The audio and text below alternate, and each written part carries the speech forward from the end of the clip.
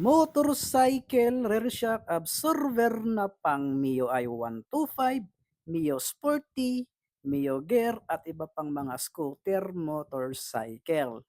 Pwede sa Honda Beat, pwede rin to sa Click mga boss. Ito yung 300 mm na rear shock absorber. Kung gusto mo mag-lowered, pwedeng pwede itong mga busing. Merong baso, malalaki na yung spring, at naka-stainless steel yung kanyang compression rod mga bossing. Matibay, hindi matagtag, at hindi rin malambot. Pwede pang dalawahan, pwede rin pang tatluhan. Kaya naman kung naghahanap ka ng motorcycle, rear shock absorber na mayroong magandang suspension at compression, ito yung may rekomenda ko sa inyo mga bossing. Affordable at marami kang colorway na pwede mong pagpilian.